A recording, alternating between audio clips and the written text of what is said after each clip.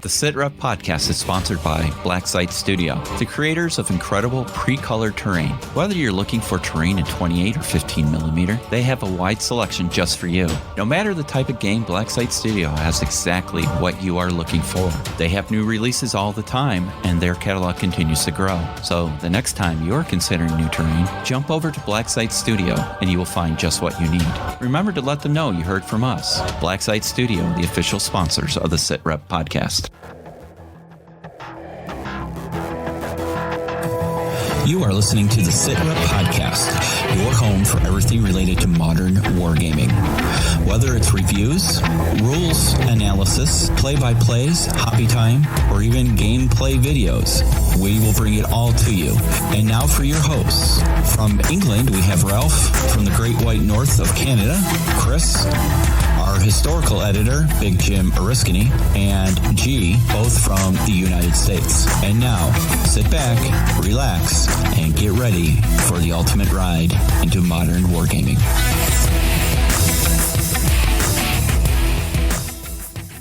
Hello, everybody. This is G, and you're listening to the SitRep Podcast, your home for everything modern military wargaming. Today, we've got a good group at the command table, and we are going to talk about everything related to modern wargaming, whether it's miniatures, video, tabletop, old-fashioned hex and counter, card game, if there is even one card game. There is Warfighter, actually. Yeah, I was looking at Warfighter. So, we have it all on this show. I'm going to turn down my mic a little bit because I'm looking really hot. Thank you very much. And we are going to reach out across the World Wide Web and bring you experts, or at least in our own minds, people who love modern wargaming. Ralph, over in merry old England, how are you surviving your first day after Brexit? Did the world end, Ralph? More importantly, did it end? Did England just fold up and swallow into the sea? The banks didn't collapse today, did they? Give it time. I take it you were not for Brexit? Correct. Okay. Well, we'll leave it at that because we don't talk political on here unless it's just really stupid. Nice to have you back again. Glad to see you survived. And over in sunny Florida, is it sunny today, Jim? That's all I need to know. Actually, no, it's not. Oh, no. Good, because we haven't seen the sun in a week here. Our 3 days of winter. It's great. We're on day, 23 of not seeing the sun, I think is what the new record is? Yeah, it's out of control. It's not been good here. Yeah, so that voice you heard here in the studio is Marty. Hey, y'all. He is our new official Roastmaster, and again, we will talk about that in a little bit. We have a new exciting project coming down the pipe.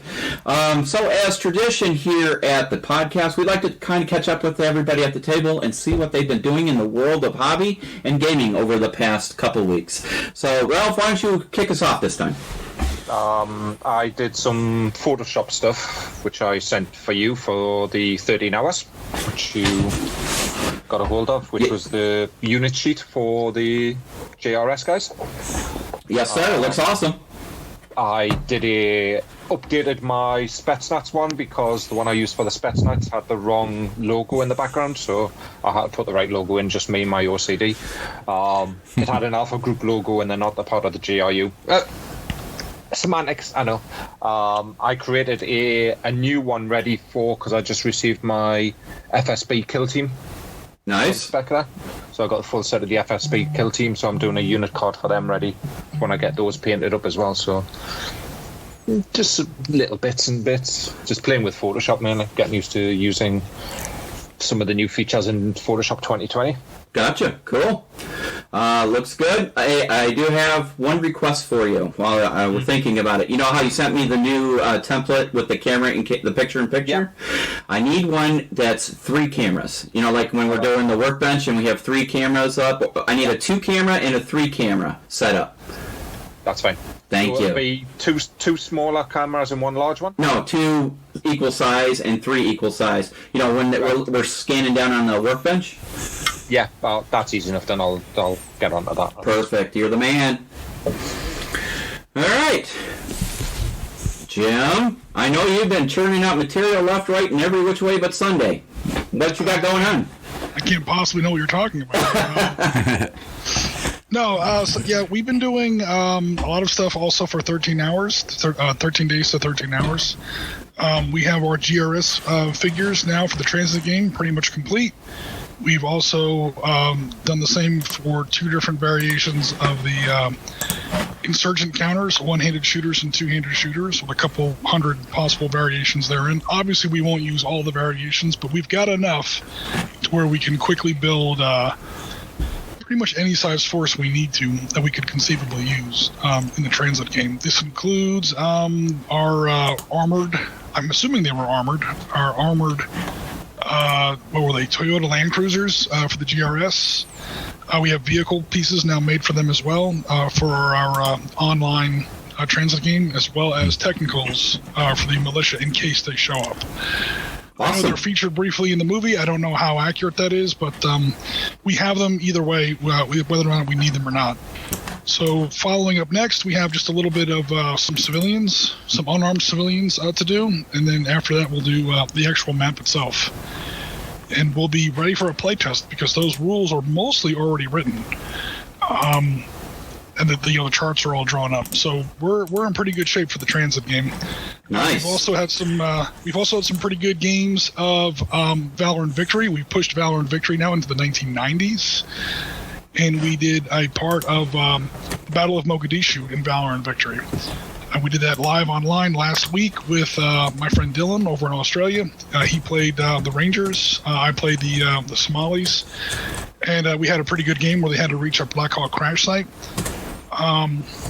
Yeah, that video is up on YouTube for people who want to check it out. And then, some other stuff, some Dark Star stuff. But for SITREP and Modern Military, it's been Mogadishu and 13 hours out of this last couple weeks. Fantastic.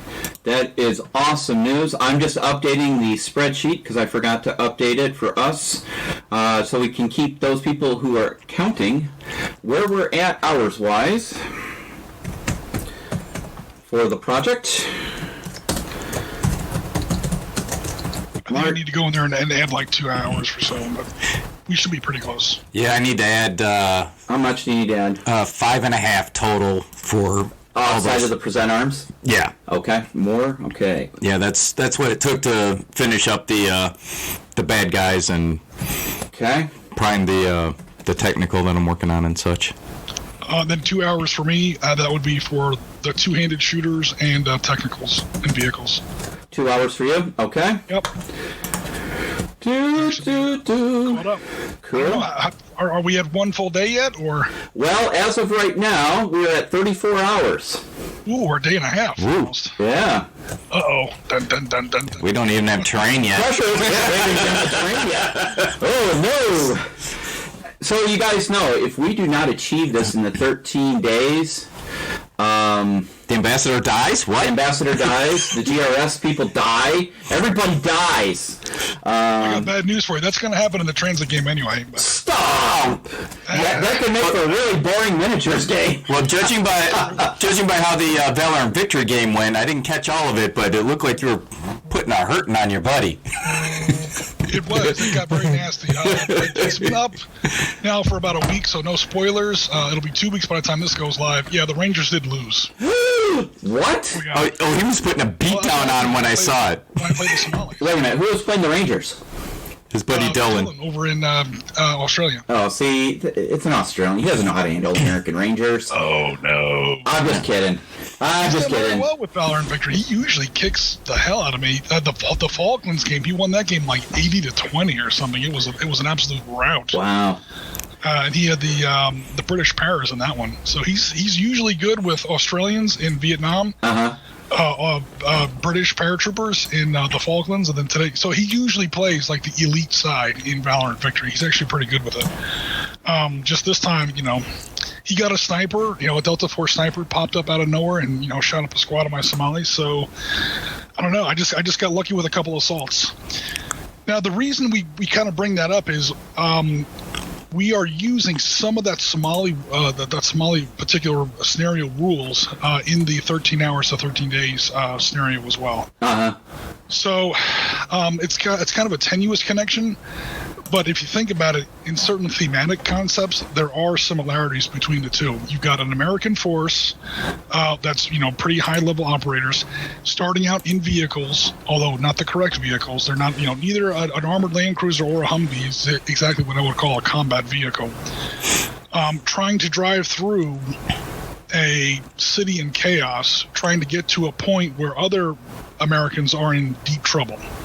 In this case, it was a Black Hawk crash site, but in either case, and then as far as rules go, as far as either the Libyan militia or the Somali insurgents, the Adib militia, the SNA militia, you've got groups either popping up or evaporating. In other words, the enemy force is very nebulous. It's who knows how agitated the mob is, how close they are, where they're popping up at. You can clear a street, but more insurgents pop up behind you. That's kind of what happened to him. And then I assaulted him pretty much from behind with some new insurgents that popped up. So we did learn a few lessons design-wise, things to look out for, and to avoid those same pitfalls in our 13 Hours game. There are some similarities, and we tried to work some playtesting rules into the Somali game that can then be applied over to the 13 Hours Transit game. So, yeah, we are working on kind of both projects at once, as far as that goes. Gotcha. Well, that sounds good. I mean, lessons learned, and it will make for a better play experience. So, awesome. I cannot wait. I believe the part that I caught out of all of that is don't let Jim get behind you with rocket launchers and grenades. Yeah. No, but seriously, like the way this is one of the great things about Valor and Victory. I mean, I designed the scenarios, but Barry Doyle obviously designed the original system, and all credit goes to him. When you're playing, high-level operators, or you're playing the elite force, you're playing the Americans, the British Paras, British Royal Marine Commandos, or whatever, the Israelis in Lebanon. When you're playing the top-level force, tier-wise, and you're up against a large number of insurgents, not only is it a numbers game, it's a distance game. You cannot let those guys get too close to you, because the way the turn sequence handles and the way you're allowed to assault and do direct fire in the same turn if you're already adjacent and blah, blah, blah. Again, it's a 2-hour video, 2 or 3 hour video. Check it out if you guys want. We might do a cut down version, like highlight reel, later on in the week. But these are the kind of things you have to watch out for in any kind of these asymmetrical, modern war games. Is the smaller, more elite force has to keep the enemy at a distance, because once you get close, skill matters a lot less than numbers. Yeah. Once you get close, now it's numbers, and the insurgents will always win because they always outnumber you 100-1. So, word to the wise for any Valor and Victory player, and especially for our upcoming 13 Hours game, is if those Libyan militias get too close to our GRS operators, they're in a world of hurt. Right. Because an AK will kill you just as easily as a super upgraded, M4 at 10 feet. So be careful of that. Awesome. Words to the wise: don't take a rocket up your ass. There we go. Deal. All right, Marty, you're up. So I've been I finished my my bunch of bad guys, and I posted them online. So if you see the really bad photos, I apologize. I don't have a setup for taking pictures. G and I were talking about that briefly before the podcast. So she's going to try and make me more smarter at how to take good pictures of miniatures. So that way you won't be subjected to the crap that I put up last night. It doesn't look that bad. It really doesn't. A lot of those guys are kind of darker. I put a wash on them. I wanted them to look like they were dirty, except, of course, there's a couple of very brightly colored ones. You got some, and we can thank Jen for that one. Well, for that one. Oh, no. For that, I did that for Jen, but there's a couple. I mean, there's a dude wearing yellow rain boots, for crying out loud. It's not my fault. The miniature came that way. They had to be yellow. And it's not like it's not based on real life, right? True that. Yeah. How come there's not a guy with an AK over his head sideways and a old school life preserver around his neck? Did you? I thought you were going to green stuff one. I was, but after I tried to, so there's a dude in a tracksuit, and I was talking smack to Gaz about, I'm gonna make that an Adidas tracksuit. Try to put those lines in there. Yeah, it's not gonna be an Adidas tracksuit. Well, you got that insane brush. I thought you were gonna get that. It's not the insane brush. It's the insane hand control I don't it's all have. That coffee. But did you ever get one of those brushes that Chris was talking about on the stream the other night? What was it, a 40-0 or something? I've got a 40-aught brush, yes. Yeah. Guys, a 40-aught brush. I can paint eyelashes on a 28 millimeter Yeah. with it. The problem is it's going to be one big eyelash that just goes all crooked across their face. So that's insane. So I'm still working on that part. Did a bunch of work on my Crisis Protocol core set. I've got one character that is halfway done out of the 10 that come with it. That's halfway done. The rest of them are done, and then it's just finishing up the terrain. And as far as terrain goes, I think it's just the 2 cars I have left. And somebody posted up a picture of their cars, and now I want to strip mine and redo them because I'm like, wow, his stuff looks so good. I did, but he used a little different technique, and it looks so nice. The actual airbrush automotive paints that I have over there. That's what I'm thinking is that I need to upgrade my, because I'm, what was I using? I painted them both as taxi, so they're Citadel, what is it, Sunset Yellow or something like that? Go with the good airbrush auto paints. Yes, You'll get that nice, sheen, and you'll get that little, how they got the sparkle in the paint almost like a flake. I need to trade up on that because I saw this dude's photos and I'm like, oh, my stuff is weak sauce. I definitely need to trade up. Very cool. And then let's see, what else have I done? So I did not bring him today because he's not quite done. But the official SitRep podcast mini, is 99% painted. Nice. So once I gotta run some highlights and throw some dull coat on them. So next time I'm over, can't I'll wait bring to see it. Make sure you put pictures up. Yeah. So worked on that guy a little bit the other night. Yeah. So speaking of which, Jim, I know I've been harping on you this lately, but people keep reaching out. Want to know about your Facebook presence. I was going to say, I want to know about people's OTT presence. How come none of these pictures are up on OTT yet? Yeah, why aren't they on OTT? Well, first of all, I really appreciate you, doing the SitRep page first. But yeah, you could do a project on OTT. Somebody will have to teach me if you're talking to me. I have no idea how to do that, not going to lie.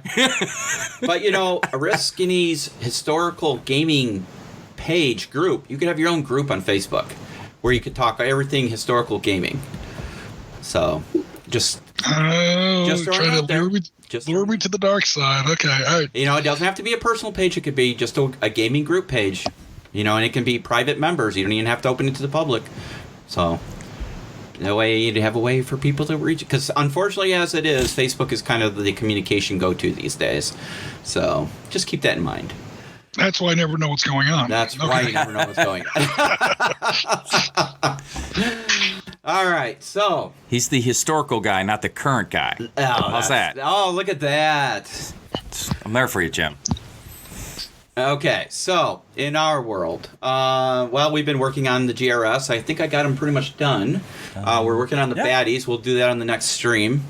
We gotta get some more. I think we've only got 5 I think I gotta order some more so we can get them done. And then plan is by the February 29th leap year day, we will start sending out the rewards to all our Patreon members. I'm gonna get the rest of the guys printed up. The bags hopefully will be here by then. We can get those shipped out, and the shot glasses. So, which brings me to a few merchandise issues. I am wearing the official SitRep pulley hoodie. It's awesome. Make sure you check that out on Dazzle.com. I'm drinking out of my official SitRep coffee mug, which, Marty, you don't have one, you loser. I guess we'll have to get the staff their own mugs. Well, and Ralph will get you a tea mug. You should do like a straight up old school tea cup. Oh yeah, with the logo on it. The logo on it, and a little platter, and he can hold his pinky up while he drinks. Doesn't all Bretts do that? It's not a platter; it's a saucer. Thank you very much. I have to say, funny story is that my grandson Joey, he was drinking. We have coffee in the mornings. He has hot cocoa. I have coffee, And he was holding his cup with his pinky out, and I go, Joey, what are you doing? And this was right after Gaz had visited, and he goes, I'm drinking like the British. I'm like, I laughed. 7-year-old slam.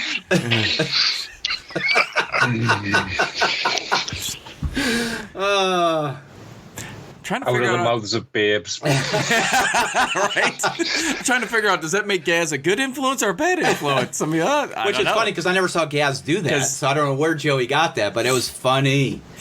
I mean, I'm like, damn, I didn't teach him that, but so we'll get you a mug, Ralph. We'll send one out. Yeah, no worries. So everybody will get your stuff up by the end of this month is the goal, which brings us to another exciting announcement, and this was where the Roast Master comes in. I've been doing some research, and it looks like we are going to be able to start our own private label coffee brand. When G said Roastmaster, Ooh. I thought I was going to be making fun of people. You do that every day anyway. Right, so it was right in my wheelhouse. But then she's like, no, I mean coffee. So yes, we're going to have a label, our own private label coffee, and we'll have, of all names, what are we going to call it? Lifer Juice. There you go. There we go. So that'll be the brand of coffee, and So now we're going to have to sell canteen cups to go with it, with the logo on there. and then of course for our friends overseas, we will offer a tea. I love the tone you say that with. Well, I guess we'll have some tea. My daughter Maria is actually Harsh. super into tea. I just have no idea if it's the same. I mean, she's into some passion fruit flower, crazy it's- tea. Not no frou tea. It She what goes we to call tea over rooms. here English breakfast, or I like Irish breakfast. That's a stronger tea. Oh, I thought it was Jameson's. Well, that's what you add. But J-Mo coffee. Dawn prefers Earl Grey with cream and sugar. I prefer mine just straight up. So So you gotta have some Captain Picard tea in there somewhere. right. Yeah. That's the old grey hot. Yeah. It's very hot. So yes, be on the lookout as we explore that option. And this is where we're going to get into trouble, because now it makes me This want is to where start we're gonna get in brewing trouble? again, and having our own private beer label. Because I used to do a lot of homebrew, Yeah. and that could get tricky because I don't know how to ship it without licensing and stuff. So we're going to start with coffee. I was gonna say that in the U.S. anyway is problematic. Yeah. So we're going to start with coffee and go easy. All right.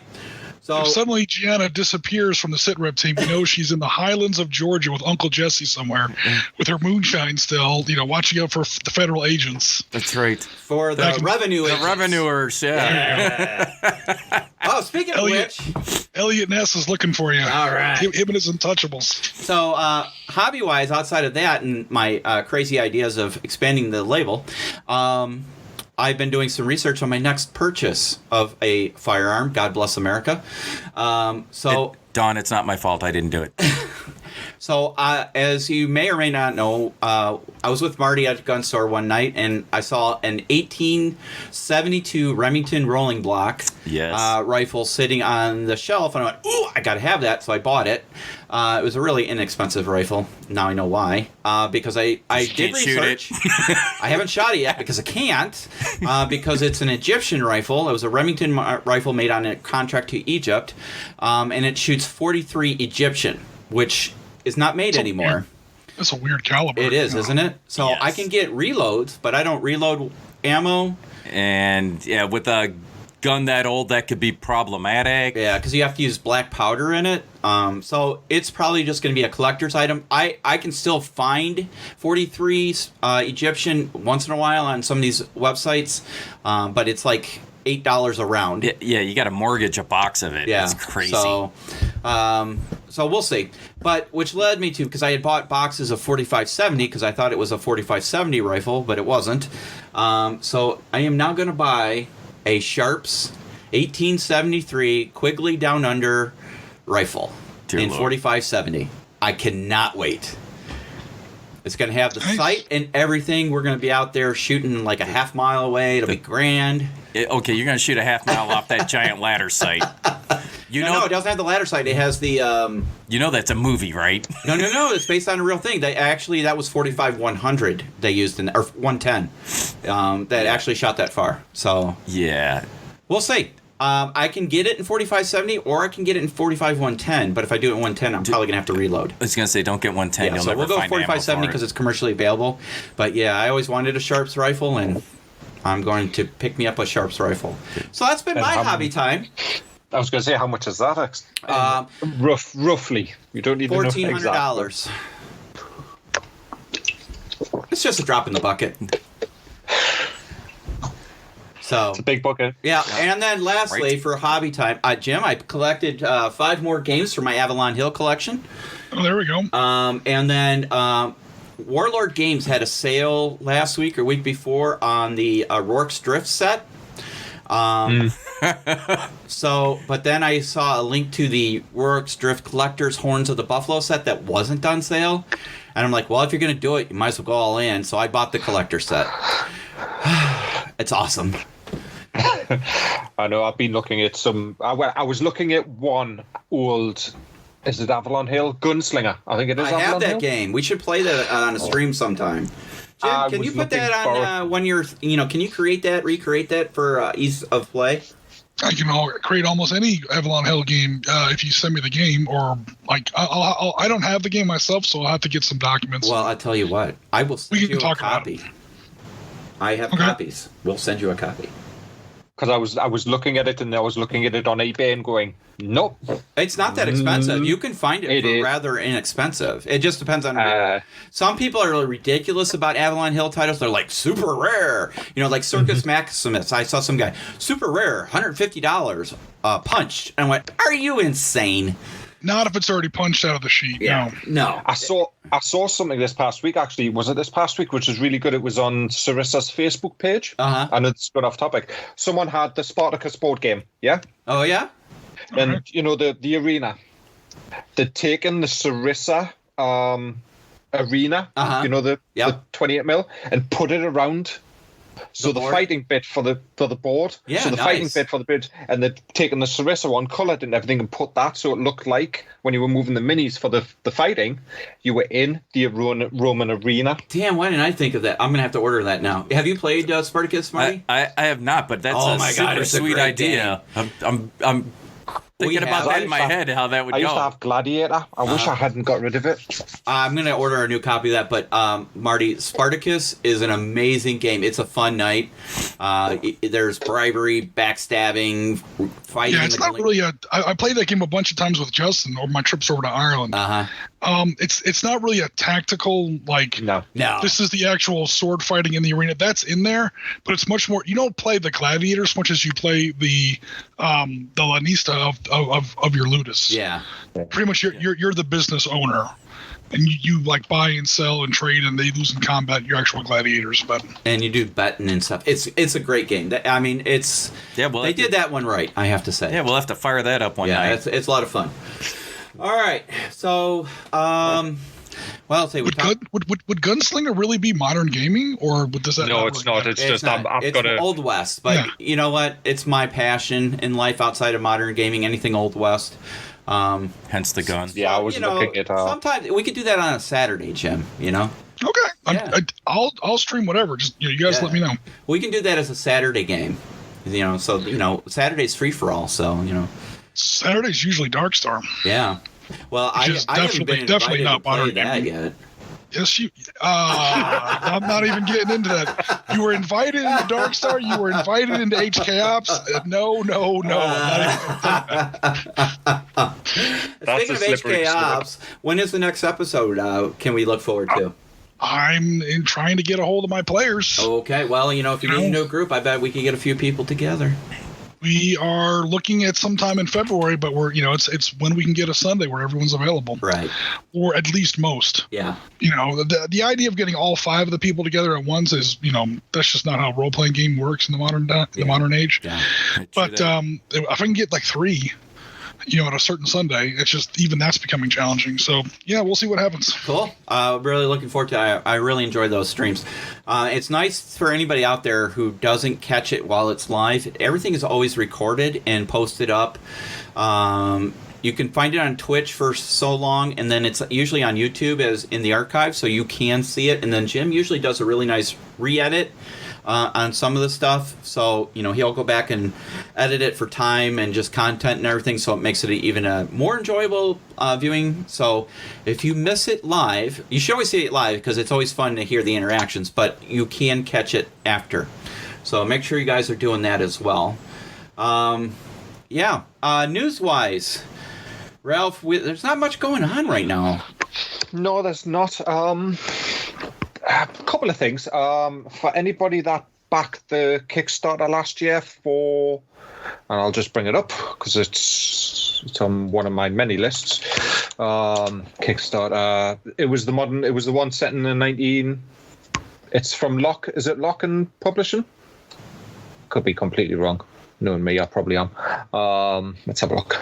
Just log into my Kickstarter here. Well, while you're looking that up, the guys over at Iron Fist Publishing and Plastic Soldier Company posted up pictures of a table they put together for North Ag for playtesting. I am still waiting on my game. I'm just saying. Me too. I want my stuff. But I'm kind of glad it hasn't come yet because we got too many projects as it is. I was gonna say, and that we've already got stuff going on, and that was a pretty sweet table. Yeah, it was. I saw that. So the Kickstarter was Storming the Gap. It was Storming the Gap. It was Lock and Load Publishing. Oh, that was a Lock and Load title? That was the Lock and Load title. Damn, that I has didn't back started. Yeah, well, it started to appear. All the Kickstarters have started to appear. They haven't landed, or they've just landed in the UK for the UK backers. But there's been people on the Storming the Gap Facebook page posting up that they've started receiving their stuff in the States and things. So that's starting to go out to backers now. It's really nice. There's a lot in it by the looks of it. It's got a solo module as well for it. Nice. Do you know if it's really going to be available for retail for those of us who were too slow or just didn't order it? I'm not sure, but I did mention it when it came out. Yes, you did. Yes, and I did back it. So yeah, you couple did of times. mention it. I'm a loser. Just saying. But I'm not. Maybe I've got a suspicion that probably will go to retail as well. But it'll be once. Hang on, it says here, missed the Kickstarter, not a problem. You can still order Storming the Gap available and the available stretch goals via the WA-W85 expansion pack, so directly from LNP. Okay. So you can order them. Here comes our favorite super segment. Let's spend G's money. I was gonna say, as G is typing it in as we I'll speak. send you the link to the Kickstarter because there's an order now button on there that you can order it from. Excellent. So yes, that started going out to Kickstarter backers. There was another Kickstarter popped up for a solo version of Ghost Ops. Yeah, I backed that one. He's doing. Yeah, I backed that one. And then second edition is supposed to be coming to Kickstarter soon, right? Yeah, he's looking to do Kickstarter for second edition, I think later in the year, but it is coming. Not a lot on the miniatures front. I think Empress has been putting out some additional pictures of the Long Range Patrol Vietnam set, but painted ones. And some other stuff as well. Cool. But it's been all quiet, but I'm guessing January it is going to be quiet. People will be starting to gear up now towards Salute and Adepticon. Is Adepticon before or after Salute? Adepticon is before Salute. Adepticon is the last weekend, full weekend in March. And Salute, I don't know when Salute's this year. Is April, I think it is again. When is it? Normally the back end of April, isn't it? Yeah, but last year it was the front end of April. Was it? I thought it was the 25th. It was like the first weekend in April or something. It was very early. So January is also the month when everyone's bills from Christmas come in. That's true. That'd be true. No, seriously. I mean, it's a thing in the economy. January just tends to be very slow. Yeah. Yeah, and then of course LVO, but keep going, Jay. No, go ahead. Go ahead. It was also there was the Miniature Building Authority doing that Russian truck. Yes, That's the got Euro. Kickstarter as well, isn't it? the URL's coming to Kickstarter as well, and I think that's quite soon as well. I'll be jumping on, and then they're going to have a new Shantytown Kickstarter coming up soon too. And I'll definitely get on that because their buildings are amazing. We got to get Kirk in studio, or you know what? I'm going to see him at Adepticon, so we'll talk to him then. You know, and like I said, we're going to try and do another roundtable with everybody this year. So you know, it'd be nice to catch up with everybody. And we got to talk to Black Site Studio, Marty, so we can get our terrain, so we can finish the compound. Because Jim is way ahead of the project on us. He's a machine. Yeah. He doesn't have a life.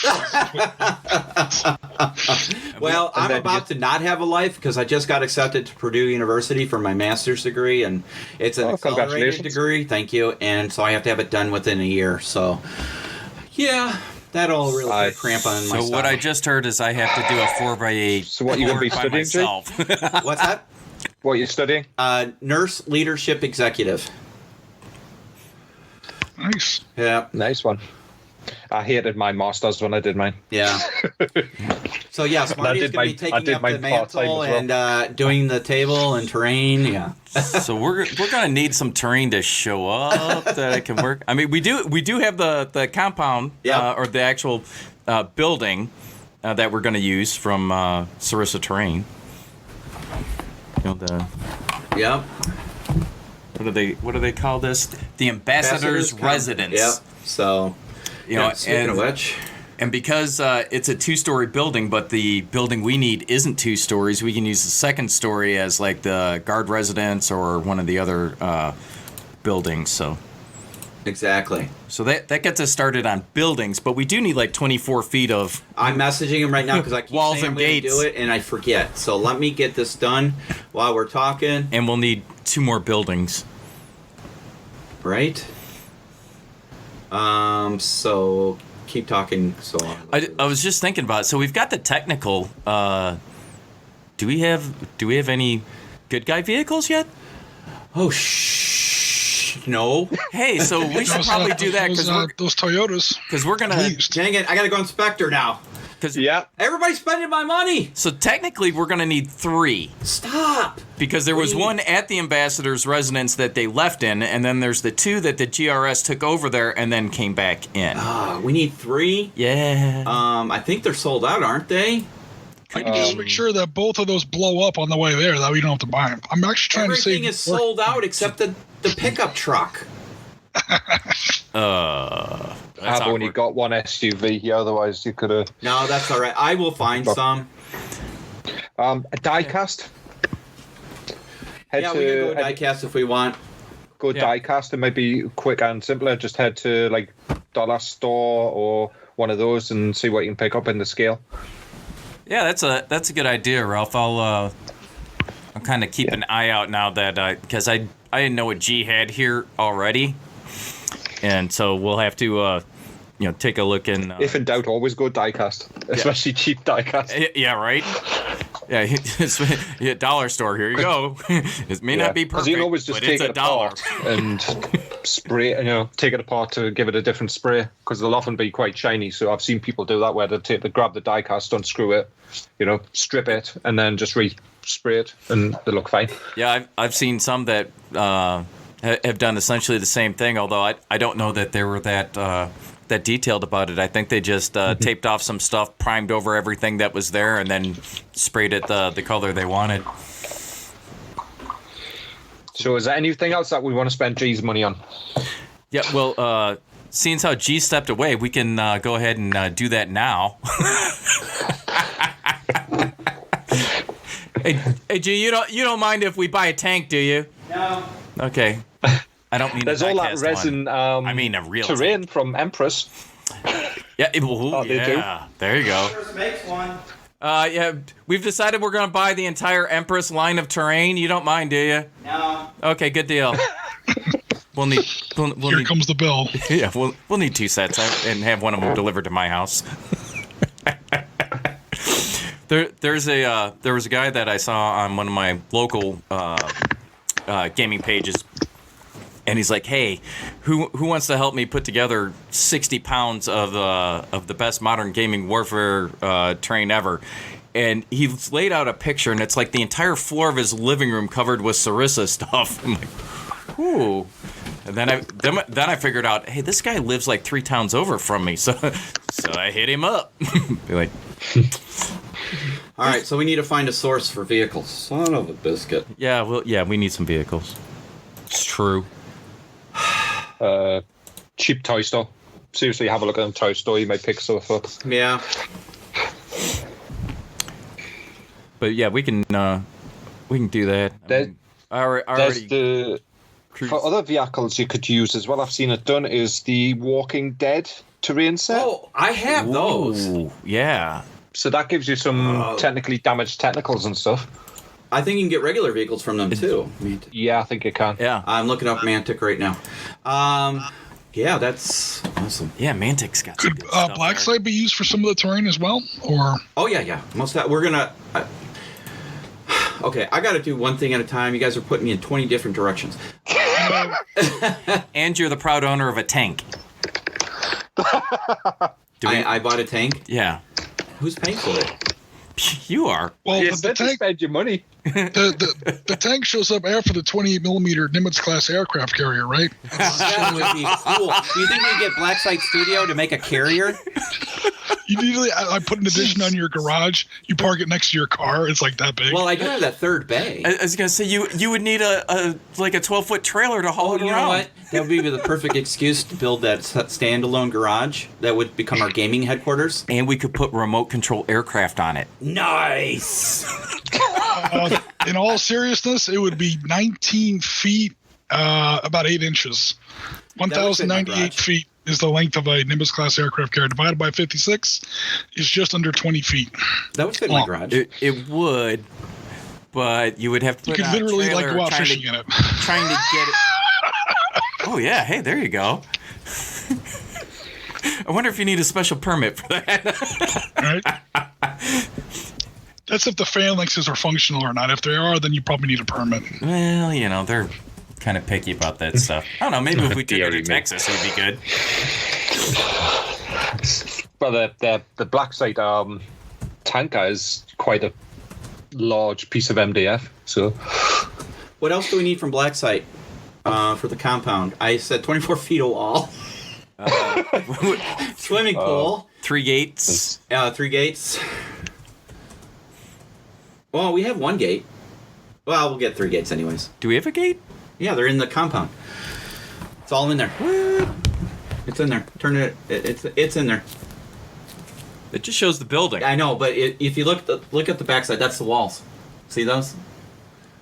If you look at the actual online thing, it shows you. That's not just the compound. I mean, just the building. The walls are in there too. All right. All right. So sent that out to him. You know, I wonder if it's in Terrain Crate. Let's see. Battlefield. Yeah. Battlefield. Campsites. Chain link fences. Dungeon depths. Oh. So, Jim, what do you got going on for Sunday gaming? Right now, nothing, because tomorrow is Super Bowl Sunday. Oh. So everyone has kind of stood me up. I don't care about Super Bowl. Do you want to play a game Neither tomorrow? Yeah, sure. I was just going to say.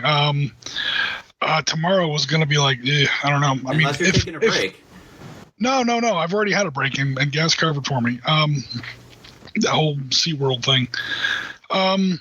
No, I can definitely stream something tomorrow. I was either going to stream the map, or we could throw down with some gaming. That Sword Point game is technically started. Sword Point being Harold Coyle's sequel, not really a sequel, the next novel he wrote after Team Yankee. U.S. versus Soviets, theoretical in Iran, in Panzerleader. Or, who knows? We could, do a... I wouldn't want to do that Somalia game again. We did that last week. But yeah, we could definitely figure something out if you wanted to. If not... I'm up for it. Like I said, I have no plans. I don't watch the Super Bowl because unless it's the Chicago Bears, I really just don't care. Okay. So, I mean, if you're up for it, you pick the game and I'll just show up. How about that? We'll right. make it easy. That sounds like a plan. Awesome. Okay, your mascot's getting out of control over here, G. Hold on a minute. The dog's trying to tear down the whole setup here. Okay, we're good. Did somebody fall out of a chair? No, that would be my dog wrapped herself in the cords and started pulling everything away. Okay, so we'll do a game tomorrow. You pick it, and I'll show up. What time would you like to do it at? How about 2 o'clock my time and 1 o'clock your time? 1 o'clock my time sounds perfect. Sweet. How's the Make sure it's Star somewhat Trek? short. How's the Star Trek conversion coming, Jim? We continue to. Okay, so it's not really modern. That's okay. Post We modern. can talk about gaming. It doesn't matter. Yeah, but not a hell. Maybe in rebellion against all the Star Wars nonsense that's been going on lately. I've been on a hell of a Star Trek kick lately. So, obviously, okay, we do Dark Star every Saturday at least once. We're going to do Dark Star later today. In fact, we got players in China, all over the place. But another thing that we've always wanted to do there was an ability to port other verses, so to speak, into Darkstar. We've had people in the chat ask about The Expanse. I've been interested in Star Trek. We were even flirted with some ideas in Star Wars, like the Millennium Falcon exists in Darkstar rules. She's a gunboat, but she's heavily upgraded, obviously. So yeah, FASA, back when games were good, back in the 80s, criminally under. I mean, what happened to that company is just a goddamn shame. But these are the guys that created Shadowrun, BattleTech, Renegade Legions, Star Trek Tactical Combat Simulator. They made most of the good games back in the 1980s. They kind of took over after Avalon Hill started its gradual decline in the 80s, and they lasted until like the mid-90s. Fortunately, lots of fans have been able to keep this going. There's a lot of fan sites. There's actually like at least half a dozen fan sites that keep Star Trek going via they keep Star Trek going the way FASA was presenting Star Trek back when they owned the license from Paramount back in the 80s and early 90s. And then what we eventually wound up with was I was able to grab these spreadsheets that these people have oh my God, you want to talk about some spreadsheets that people have meticulously maintained. Take that, port it into my Darkstar spreadsheets, come up with some quick conversion equations, and basically populate and pre-design a lot of these Star Trek ships. So, make a long story short. Oh, drink! There you go. That's what I wanted. We've got ask James a long-winded question. You get a long story short in there somewhere. What we're looking at here is the Constitution's built, like the classic USS Enterprise Captain Kirk ship, the refit that we saw in the movies, Galaxy class, Romulan Warbirds from TNG. We got stuff that's from the YouTube video Prelude to Axanar. We got a lot of that stuff in there now. We got the Markland class destroyer as described in that game. We have the Ares class cruiser as described in that video. It's weird because it covers like at least three major time periods: the pre-TOS era, the TOS era, and of course the TNG era. So far, we've got 4 or 5 factions going. The ship designs are coming along great. Star Trek ships are going to be very, very different than Dark Star ships. However, I'm thinking the points are going to come out pretty equal. But we got rules for everything. We're leaving out some things. There's going to be no saucer separations, no transporters, no Borg, no just like ridiculous stuff or whatever because it's just too big and too complicated. And most of the ships can't do the stuff that they describe in there. We haven't done any play testing yet, but the ships are being built and they're designed and they're out there. But yeah, we're making slow progress. That's like level 3 as far as like the priority list. First is 13 hours, 13 days /sit rep, and then the next is Dark Star, and then after that is like Dark Star, Star Trek, mostly for fun. Because we have an ongoing campaign in Dark Star. This is why we need G to play Dark Star, because the Americans are getting the hell kicked out of them. The British were that close to defeat, and now the British are actually making a bit of a comeback. Damon won a huge 500-point game last week. Very upset about that. I'll have to. Of course, this week he's conveniently at work. I asked him for a rematch. He's like, "Oh, I'm working all weekend, man. I can't game with you this weekend." Very, very convenient. No, I'm just kidding. But yeah, people are doing their own 3D models for Darkstar. People are doing their own writing for Darkstar. We're putting it up all in the Darkstar thread to keep everything together. But nice. It's going. Darkstar versus Star Trek or whatever. it's going, but again, it's like third, rank 3 priority, so it's going slowly. I've got sitting in front of me at the moment the Klingon ship recognition manual, the Federation ship recognition manual, Yes. and the Romulan ship recognition manual, all by FASA. Ralph, I knew there was something cool about you. But in all I had seriousness, physical copies of them. I used to play. I was in a long-running FASA Star Trek RPG campaign. We've played for about 5 years. that's awesome. We had I had a Larson class destroyer, then I lost that. I picked up a Lochnar class frigate, and then I ended up in a Northampton when we finally had to quit. But those are the rules that Dark Star versus Star Trek is based off. That's the version of Star, because there's like different timelines and continuities or whatever. That's the version of Star Trek we're using for Dark Star, because it's the only one that makes sense. Star Trek in the movies makes no sense. Star Trek, especially with Discovery, makes no sense. The TV shows actually makes no. There's not supposed to be a Klingon bird of prey. The fact that there is a Klingon bird of prey is a huge middle finger to Star Trek continuity. That was a mistake made in botched rewrites in Star Trek 3 Search for Spock back in 1985, and they never fixed it. So there's a lot of problems. Anyone who any Star Trek fan who kind of wags their finger at a Star Wars fan and says, "Oh, Star Trek is more smart than than Star Wars," is full of shit. Star Trek has just as many problems as Star Wars does. Yeah, not to ramble, but it's FASA. Whenever they got a license for a game or whatever, or for a verse, they usually took better care of it than the actual owners did. And honestly, that was part of what made FASA so great for Star Trek back in the day. And of course, they would create their own versus. BattleTech, huge. I mean, it was bigger than 40K ever really was here in the States back in the day. Still going as well. It's also where half of 40K comes from is either BattleTech or Renegade Legions, but no one from 40K would ever admit that. Again, a huge FASA fan. They're probably my second favorite game company ever, like right after Avalon Hill. At least for science fiction, they're definitely better than Avalon Hill. I mean, they're just the best that's ever been. Lots of fans still out there. All those books are usually available online somewhere, and there's a couple really good sites where people have really kept it alive. They've edited ships that have come out in subsequent TV shows, like Enterprise, Voyager, and then of course the new movies or whatever, and try to build them back into the FASA universe, or at least the FASA rule system. And they do a really good job with that. Awesome. I mean, that sounds good, and I want to play. I really want to play. There's a game later tonight. Yeah. Arab League versus Holy Russian Empire. Rasmus versus Drew in China, who is gaming with us even though he's dodging the coronavirus. So, I was going to say, is he dodging the virus? That's part of why he can play, because he surprise, he has off from work. Nice. So I found a source for modern vehicles. Why I didn't think of this before. Tim, if you're listening, I'm sorry. Footsore Modern has vehicles. So they have... Yeah, they have a technical, they have an SUV. So we've got some options here. We're going to need a 2013 armored Mercedes. Well,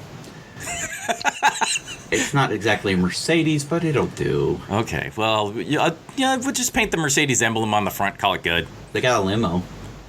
Cool. Yeah, he's got a limo. He's got the beast. Yeah. In all seriousness, am I going to need a Mercedes for the Transit game? Because I've been told about two. Well, you guys have to tell me what I need. I need two.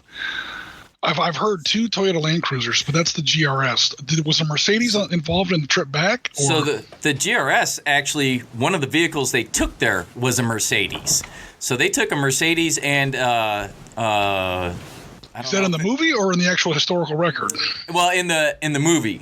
Okay. I'm not.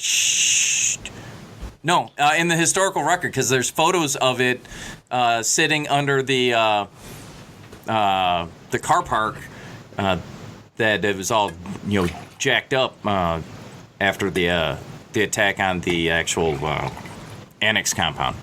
Well, I'll create the piece and the rules for it just to be safe.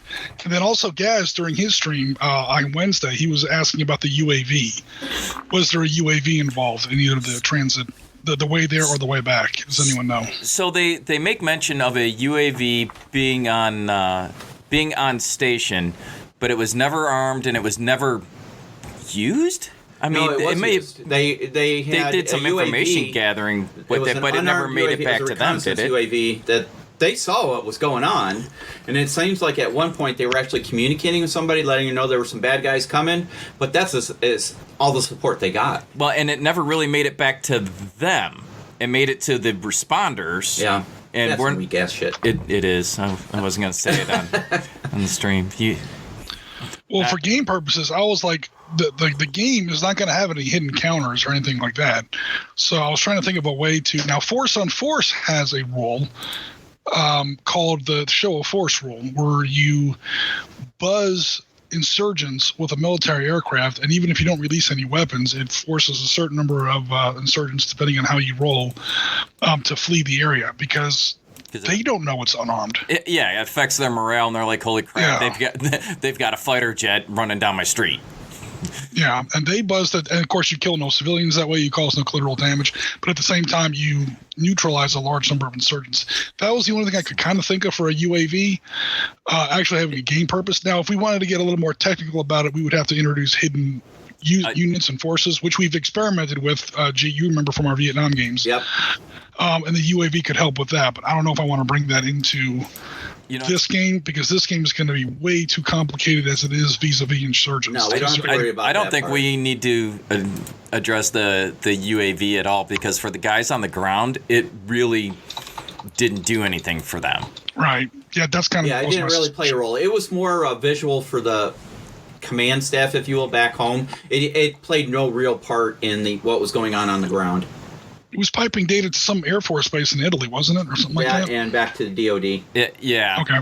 So it's going back to the Pentagon or wherever. But, yeah. So I mean, at this point in time, so I just bought us 3 vehicles. Yeah. I got 2 SUV-ish and what they call a Jaguar, which looks like a limo-ish, not a limo, but a sedan, which we can use for the Mercedes, from Footsore Miniatures, their modern line. So I just ordered those. Perfecto. Are they here yet? No, they're not here yet. You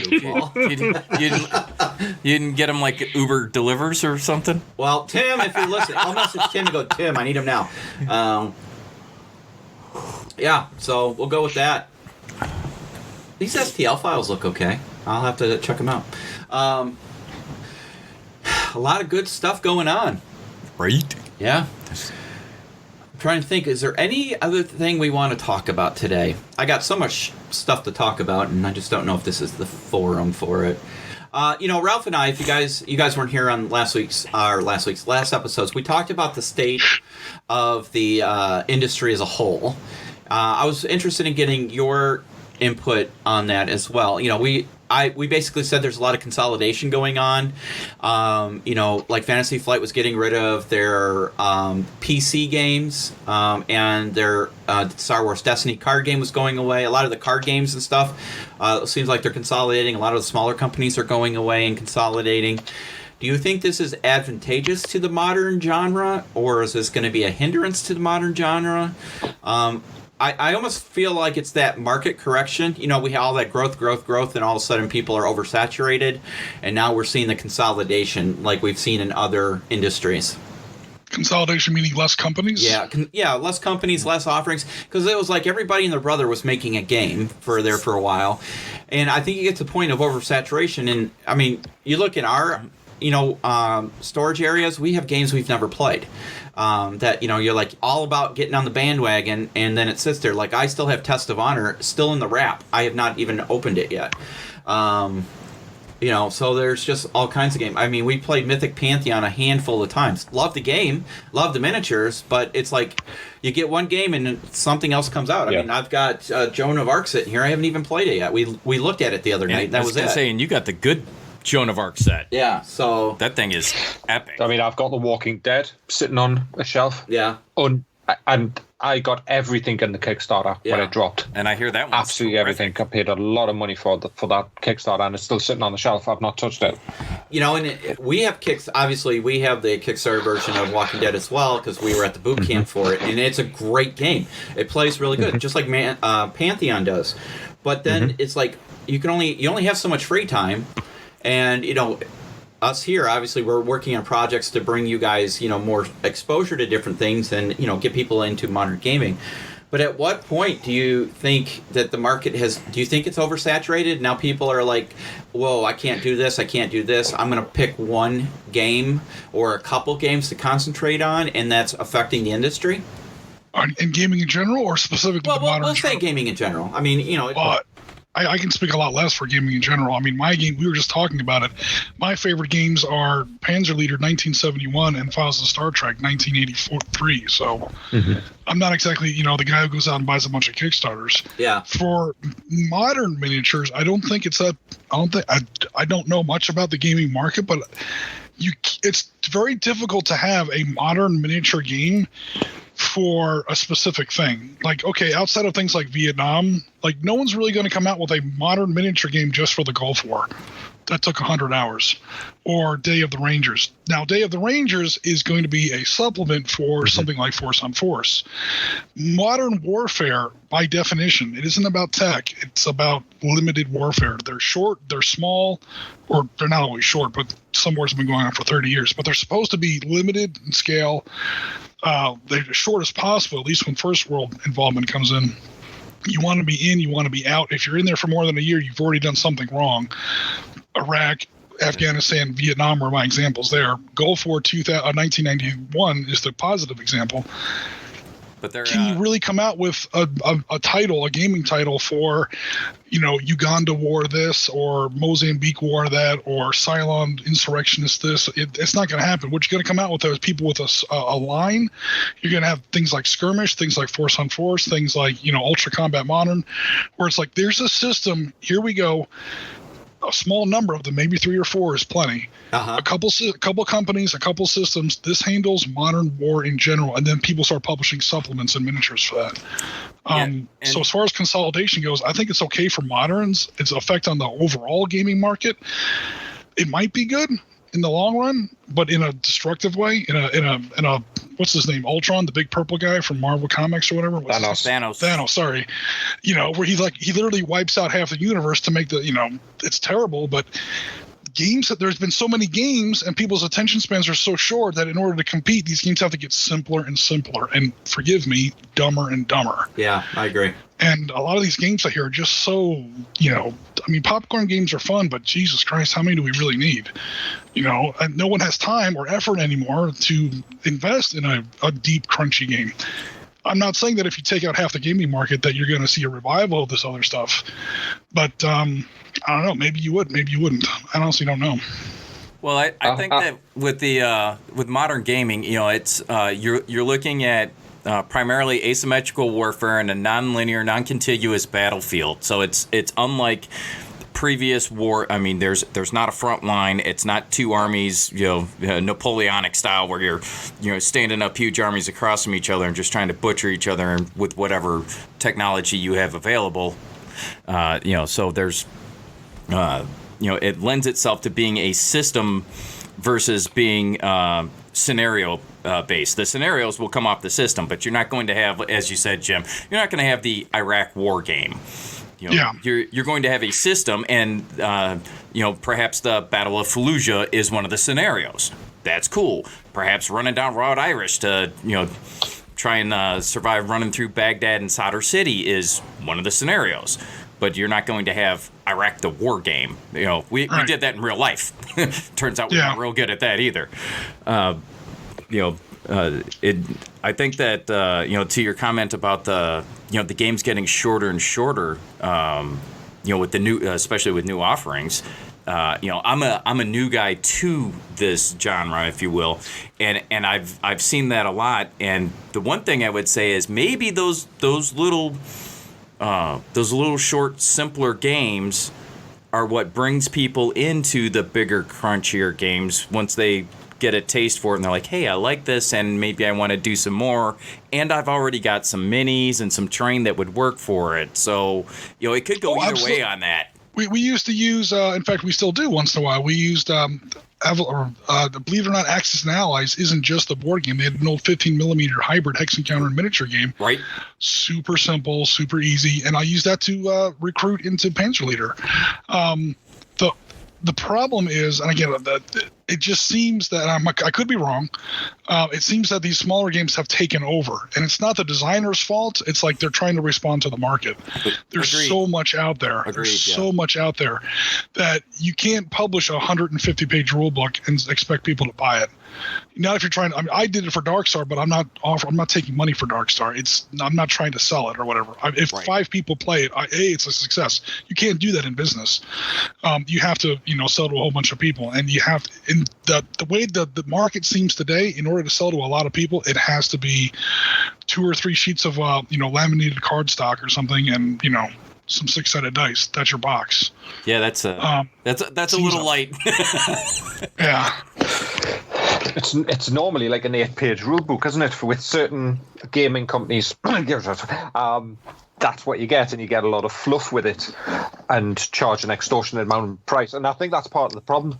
I think there seems to be a lot of the smaller companies are consolidating or moving, and the big companies like FFG are dropping.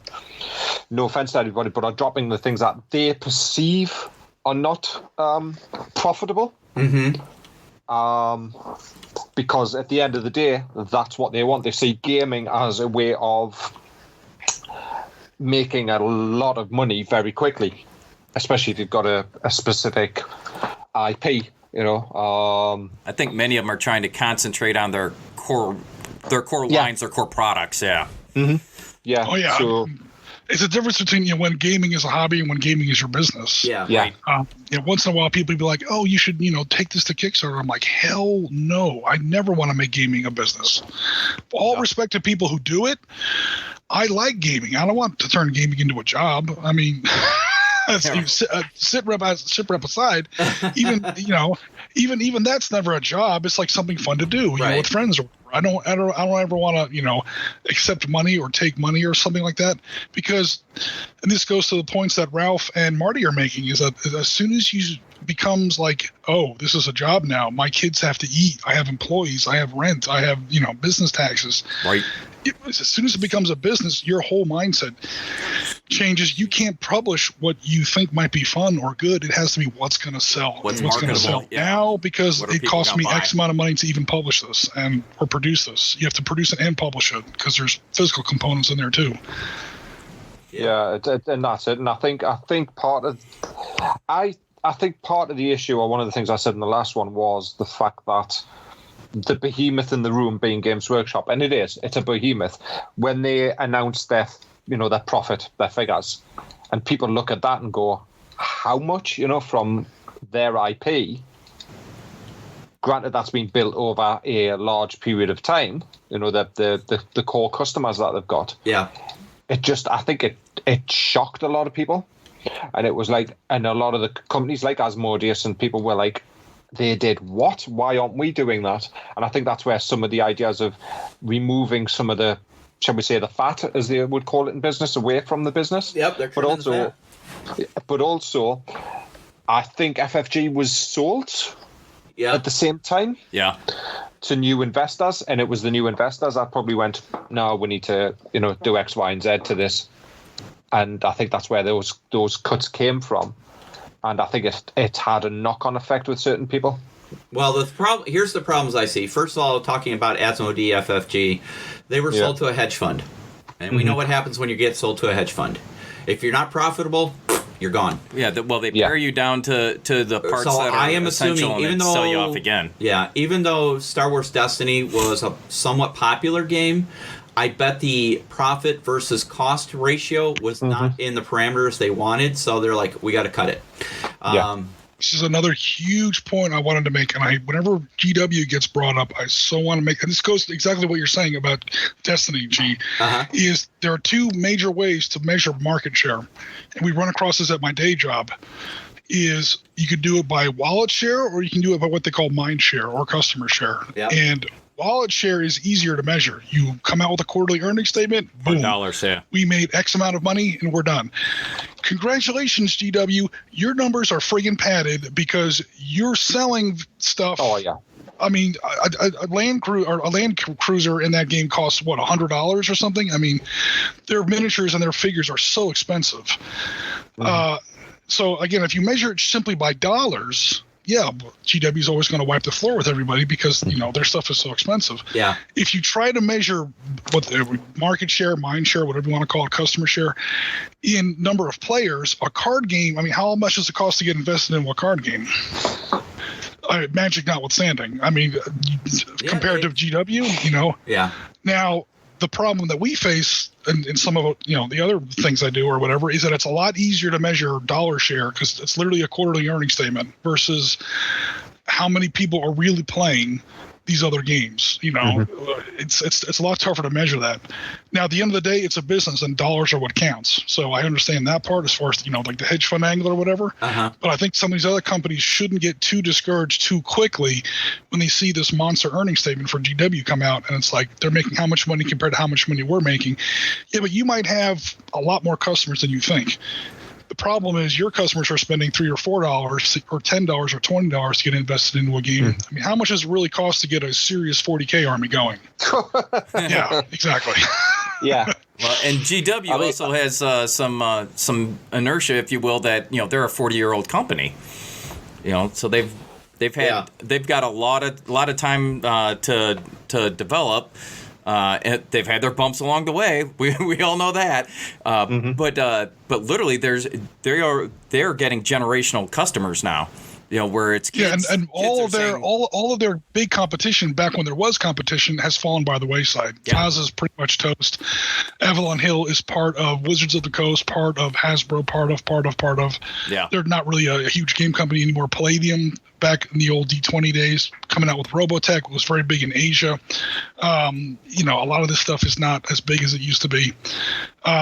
There was a big crunch in the 80s and 90s, and GW was one of the only survivors. So they've been in a relative lack of big competition for a while now. So, momentum, absolutely. But GW haven't stepped into themselves. They'll sell off their IPs to other companies to step into the role-playing arena, and that's where Wizards are sitting. Wizards of the Coast are sitting at the top of the heap for role-playing, for that type of game. Nobody's going to touch. Nobody comes close to that because of the cultural shift that seems to have happened over the past 3 years. Wizards of the Coast. Those are the people that eventually bought TSR, right? Yeah. That's who owns TSR. The part of Hasbro. Yeah, it's the Hasbro, Avalon Hill, Magic the Gathering. If you look, Games Workshop has dabbled in card games. Hasn't really paid off. They dabbled a little bit with role-playing themselves when they did the original Warhammer Fantasy Battle.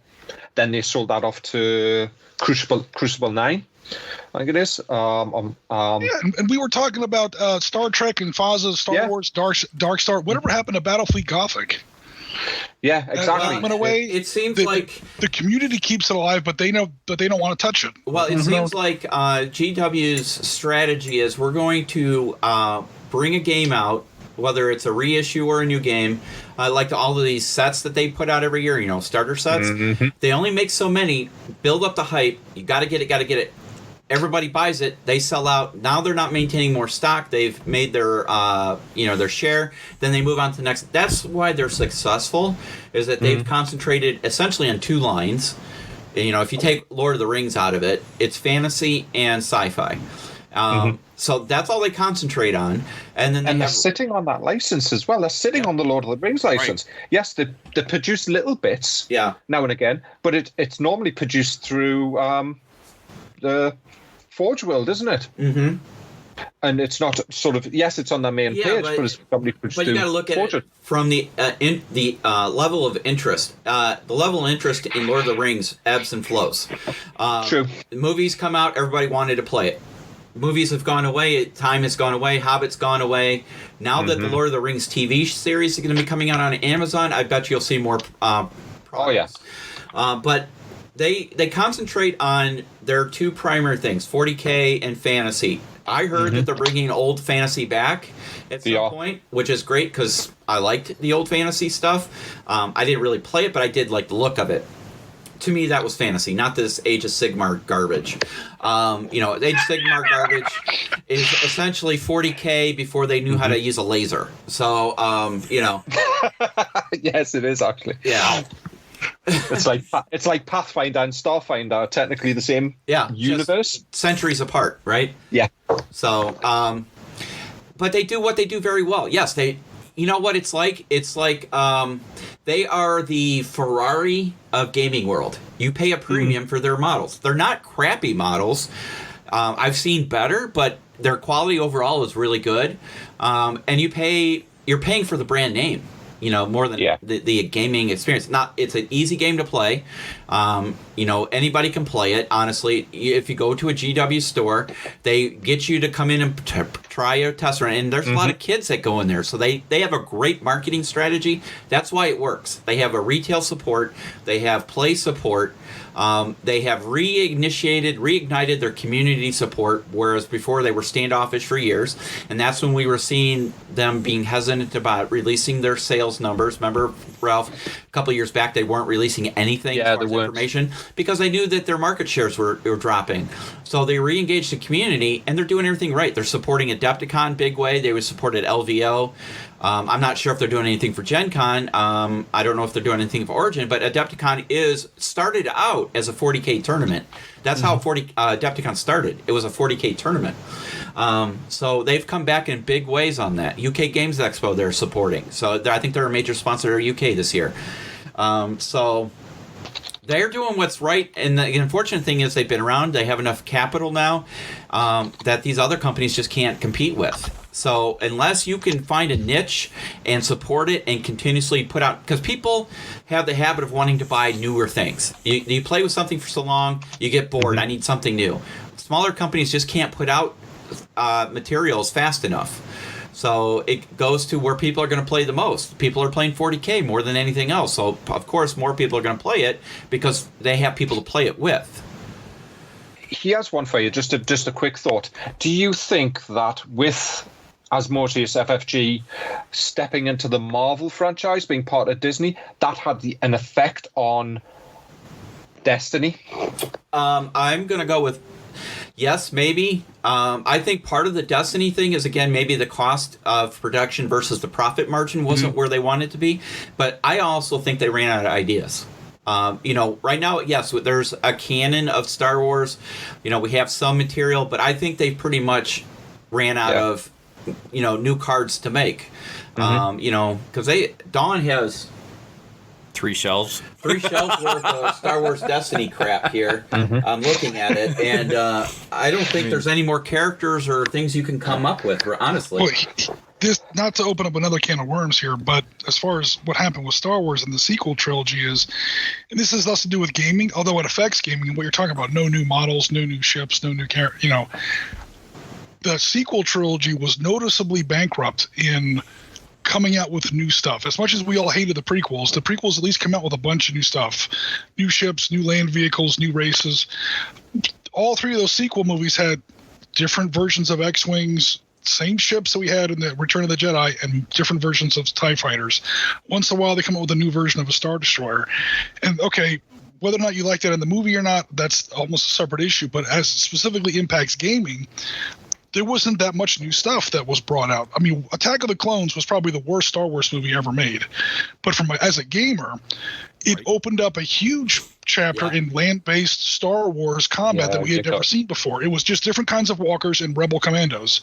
All of a sudden, you have God knows how many different kinds of troops and vehicles and droids. And the sequel trilogy didn't really do that. No. And as good as The Mandalorian is, The Mandalorian's not really doing that.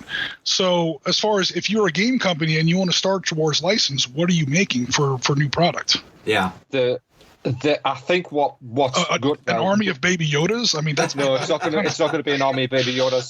There's been some, shall we say, leaks. Whether these are true leaks or not about the next sort of waves that are coming out for Legion. Okay. One of those is House Wren, which was a collection of Mandalorian warriors that was used in Star Wars Rebels, which is the animated series. It's one of the Mandalorian houses. So it looks like they may be pulling more and more from Oh, House Ren, like the character Ren, not the Knights of Ren. Not the Knights of Ren, House Ren. Yeah, it's it's Sabine Wren from Star Wars Rebels. Her family. There looks like there may be a collection of Mandalorians coming. Which will be an interesting set to see how what the shall we say the uptake is, because after the Mandalorian hit, if you check Thingiverse, if you go onto the Star Wars Legion Facebook page, people have just been churning out 3D. There's places where you can get the 3D STL files or buy the printed resin of Mandalorians and all of that, because it all links in with with that series, but also it links in with trying to create rules based around the clones, because that's what people are looking at now as well. I've seen a load of new different types of clones. I saw a conversion which I really did like, was taking the snowtroopers, so take that look, but painting them up as the commandos, sorry, the Marines, which were the ones in Revenge of the Sith, where you saw the Jedi Ki-Adi-Mundi getting killed, and it looked like they were wearing the snow clothed troopers. It was the purple and white. Okay. They're the what's called the Galactic Marines, and someone's painted their troopers up to look like them, so they can use them with clone troopers. So there's been a lot of cross-pollination. So I think FFG might have seen in this, and there was this leak list of things that are possibly coming out, like the AT-RT with the Rebel on the back. Supposedly they're doing a clone version of that, because that showed up in the animated series in Clone Wars, and in Revenge of the Sith you saw the Scout Troopers from them. So I think they're dipping into lots of things, and I think possibly the Mandalorian has helped, but I think where a lot of the help's come from the animated series and dipping into that. And you're right, there wasn't anything new within the three that was on screen. That was on screen. Let's put a big planet killer laser on the bottom of a pre-existing Star Destroyer. Yeah, right? there was nothing new on screen, but if you look at things like the Visual Dictionary and stuff like that, the stuff that didn't make it on screen, or was on screen but not explained. Eckhart's Ladder's been talking a lot about that. Yeah, there's a lot of stuff put in there that never made it on the screen, but is in the book. Well, that almost brings up a broader question of, so many games today are based on movies, for better or worse. Okay, well, now that I think the creative spearhead of a lot of these IPs, not just Star Wars, but Star Trek is another one, and there's a bunch of others too, is moving away from the silver screen and moving on to streaming television.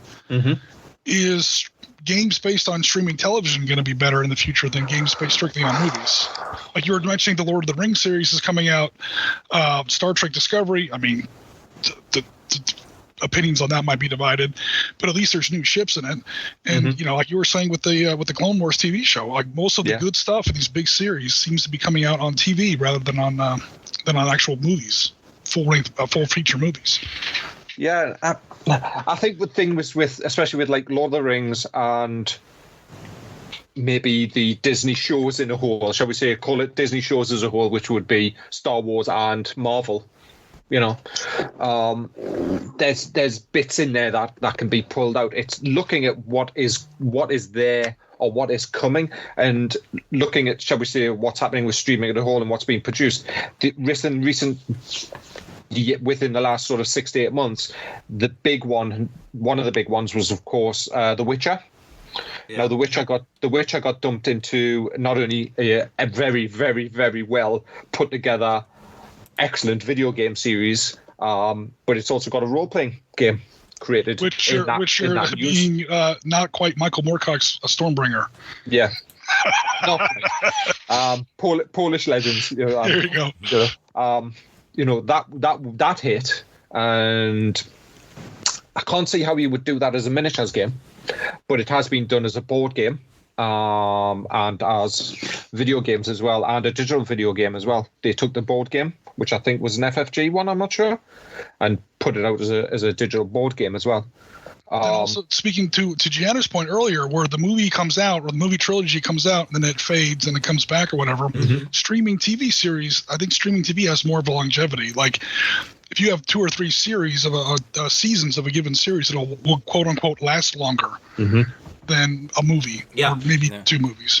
So that might impact its viability as a gaming not knockoff franchise, like a gaming spin-off franchise, based on this IP, is if it lasts a little longer.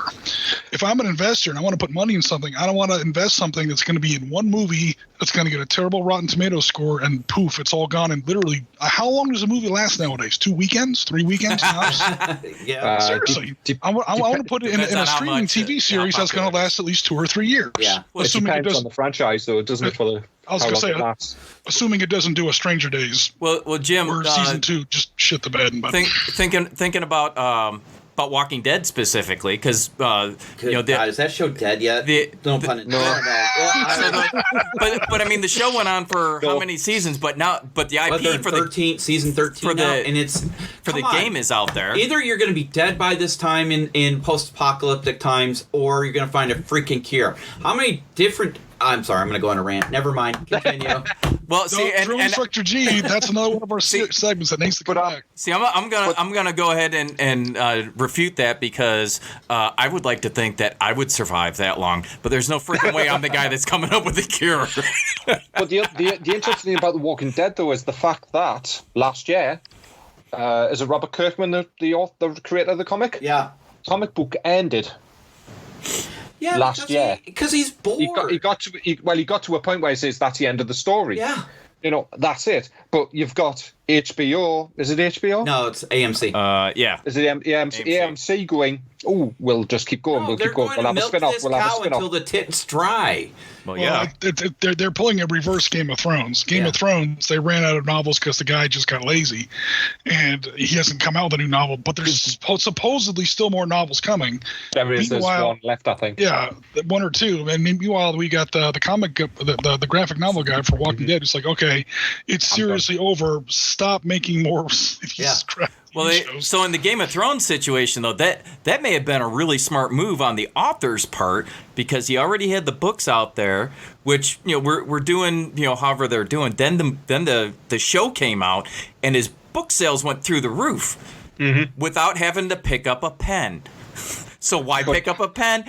The show runs its course. They're done. People are upset that it's over, and we want more. Blah blah. And he's like, "Oh, I'll write you a book." They're upset that it's that bad. But yeah, you're right. Now he has a chance to write it the right way, because all the spin-off series have already been canceled. They got canceled. Yeah, they've cancelled them all out. Especially after Benioff and Weiss did that wonderful interview where they said, we had no effing clue what we were doing for all those seasons. Yeah. So I mean, literally the next day they were quietly fired from Star Wars or something. Yeah, they were quietly. Disney went later that week or something, or the next day.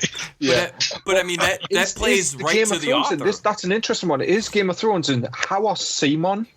How is the Game of Thrones game doing? Do we know? Oh, Song of Ice and Fire? I don't know. Yeah. Play it. I just gave away 2 freaking stars. I was gonna say me and one of my neighbors are getting ready to fire it up here. The first 4 or 5 seasons were some of the best television that's ever been produced. Yeah. It was what happened after that. The mass battles were really good. The one with Jon Snow in the middle, that was a great. Battle of the Bastards. Yeah. All right, so confession time. I have not seen a single episode of that show. Oh my god! I have not read the books. How much is it? Simon does that? Yeah. So this is an interesting thing where we're talking about finance and the state of gaming. How much are Simon paying, say, for the Game of Thrones license over, say, what FFG are paying for the Disney license? Okay, you can't. I don't know if you can honestly compare the two.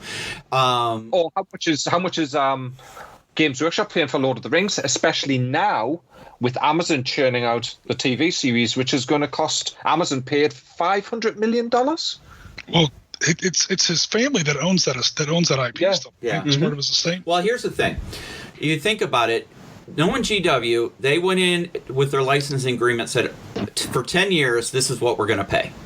Mm-hmm. Whether we do anything with it or not, or we do, regular releases. This is what we agree to pay you for 10 years. Mm-hmm. So they probably renewed it after The Hobbit. So I can't remember how long ago The Hobbit was now, but so no matter what, even if Amazon comes out, as long as their contract's still in play, they're paying the same amount of money. So, they probably had the foresight to do that. Star Wars, it's been around for 40 years now, and it's still the golden egg, if you will. So you're paying a premium no matter that golden what. egg. That golden egg has a lot of tarnish on it. Yeah.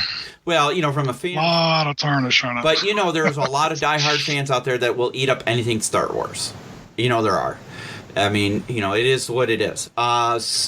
As far as Song of Ice and Fire, Game of Thrones, whatever version you want to call it, because you cannot call it Game of Thrones in the game. It's Song of Ice and Fire because it's two different IPs, essentially.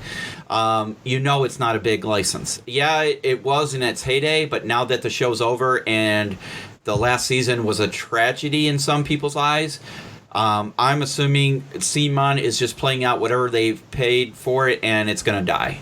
There's going to be no renewal on that one. Don't say that. I want to line up my little dudes and murder people. Oh, you still line up your little dudes and murder people. It's like Panzer Leader went out of print in 1974. I still play it. Don't let the fact that nobody else plays your game. Speaking of which, I just got another copy, so I now have 3 copies, and I'll give you one, Marty. Yes. Oh, okay. Oh, good deal. There's the other one as well that died copy of what? last year was the AVP. Yeah. Game. Oh God. There's another franchise. Ralph, why do you keep going there? Every time you go there, Ralph, because I have a shitload of it here. I have it here, and I liked it. I'm ignoring all of the controversy around the Kickstarter and stuff like that. I'm on about the actual license. Yeah. And the license was not renewed. They renegotiated with them, but because the sale was going through from Disney. Yep. That's why that license, I think, disappeared. And then that was picked up by Gale Force 9. Yeah, but it's not going to be the same game. It's going to be... No, it's not. It's a different type of game. Yeah, I think it's a board game now. It is. It's like the old Alien board game. But then you've got the people behind Tales from the Loop doing the role-playing game, which is an amazing role-playing game, actually. Yeah. I've got a copy of it here. I love it. I think it's great. It's deadly in its very system, and that's set in the Alien universe. But, there's all these licenses floating around that people have probably picked up that will probably never see the light of day. Like things we go. Well, how soon is anyone going to make a Terminator game again? They made a Terminator game. Yeah, but when? It's just a few years exactly. ago. Yeah. Before Genesis and before whatever. No, it was during Genesis. Yeah, it was during Genesis. Oh, River Horse picked it up. Yeah. It was Melessio had which was gone through Warlord at the time.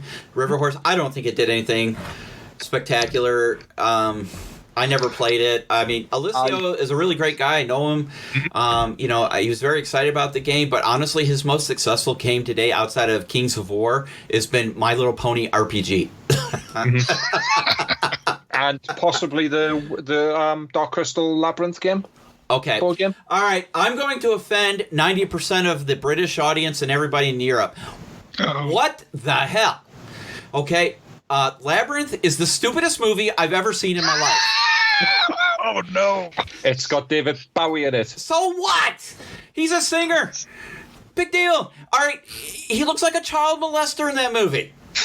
Yeah, he is a child molester in that movie. He doesn't look like a child molester, but he is a child. He's stealing a child. That's the whole point behind it. How old is? I have back in the day, I had a huge. I still do have a huge crush on Jennifer Connelly, but I'm sorry, she's like 15 years old in that movie. It's gross. It's nasty. I get shivers just thinking about it. I mean, everybody. I know a lot of people for some reason love Labyrinth. I thought it was boring. I thought the musical number that David Bowie does is stupid. This is just me. Don't speak ill of the dead. Sorry. I mean, I like his music, but I do not enjoy that movie. You want to put a famous? I think he's British. If he's not British, apologize. If you want to put a good British singer in a movie, put Sting in Dune again. I thought that was pretty good. Yeah, he did a good job in that movie, actually. Fade Ralph. Yes. Yes, Sting is British. Sting is actually from where I live. He's from the northeast of England. There you go. Everyone can calm down about offending the British. I just brought it back with Sting. The problem with Dune is you had to read the books just to understand the movie. You got to be on acid to understand the movie Dune. I honestly believe that. It is a huge acid trip. It really is. I can't wait to see what the new movie is. I'm hoping they're not all going to be talking in inner monologues, like they do in Dune. Like, What, it the depends on original? No. it depends on which version of Dune there's a couple of versions, a couple of director's cuts, but no, the guy who's making the new one is the guy who made Arrival Sicario. and the guy who made the new Blade Runner movie, Oh, okay. 49. It's Denis Villeneuve who did Sicario as well. He was the director of the original Sicario movie. Well, if it's And we'll- Sicario, that's good. Well, now, yeah, Yeah, the hopes are high. Hopes so are that definitely means high. we'll have Blackhawks and M4s? I would. No, you've got Jason It is a Momoa desert- playing. It's a desert Duncan, war I think. over oil. There we go. I mean, if you read the original Dune novel, that is so. I mean, it's an indictment of the whole oil trade or whatever. Spices, oil. The emperor's the United States. There's the Russians. That was the original point of the novel. How much that made it into the movie is up for debate, but Wait a minute. What do you mean the Emperor was the United States? We're the good guys. yeah. Yeah, so we run the world. No, Wait, what? and then like the guild was like the international like oil consortium or whatever. OPEC. Companies, OPEC, Exxon, Mobil, whatever. Hey, Captain Picard was in that movie. That's Yes, right. he was. He was actually cool. He was a really cool guy in that movie. Behold, like a wild ass in the desert, go I forth to my work. I want to say that almost every day at work. I never quite work at the. My boss gives me something to do. I want to do the whole Patrick Stewart line. I'm like, no, I better not. So yeah, staying in Dune. Now that's a proper role. What do you think, Ralph? Dark Crystal again. What was Jim Henson thinking? Everything is cool in Dark Crystal except the main characters. They're the they're Gelflings? creepy puppet people. The They puppet are people they were are the good they are the ones in definition movie. of the uncanny valley. Yeah. Yeah. Watch it for the sketch season and not the little Gelflings or whatever. I mean, at least Kroll was somewhat interesting. Remember that Kroll was movie? awesome. I love Oh, that yeah. movie. And then back to super fast, back to Yeah. Dark Crystal. Is Fizzgig supposed to be cute or terrifying? I never couldn't quite tell. He's like a ball of fur with he's like a tribble with teeth. Well, Is that Yes, the same I movie? think it's the Am I getting my answer. movies mixed up? No, you've got your movies right. you know, Okay. it's kind of like some of my girlfriends back in the day. Cute or terrifying? Yeah. Well, I was The answer was I was yes. scrolling through On Tabletop one time and they had like the female predator on there. And it was like in the little tiny sidebar windows, like we can't really see anything. And because it's a miniature, they had to give her a little bit of a shape. And all I saw was the shape, and I was like, "Oh man, that looks hot. Let me click on that." I clicked on it, and there's this big predator face looking at me, and I was like, "Oh my god, how often does this remind me of like the old days?" No, I will not do Jaeger bombs. I will not do Jaeger bombs. Right. well, now that we've gone totally off topic and tangented into God only knows where, I think we'll close out the show. Holy moly. Wasn't this about Modern Warfare at one point? Yeah, it was about Modern Warfare, the state of the industry, and somehow we ended up with beer goggles and the morning after. Predator is Modern Warfare. Just like That's right. Ultra Modern Warfare, but yeah. So, guys, thank you everybody for joining us on this episode. Please let us know in the comments what you think and if we need psychiatric help. It's always appreciated. Please support us on Patreon if you have not already done so. Again, we are shooting for the end of February to send out everybody's rewards. And look for some other upcoming projects for us and keep following our 13 days to 13 hours project.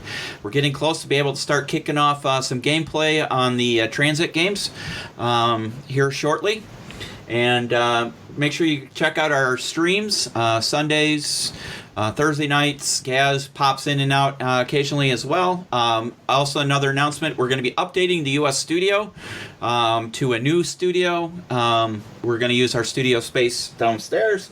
We're going to redo that and put in a permanent sit rep studio down there as well. And then be on the lookout in the next week or so for Modern Mondays on OTT.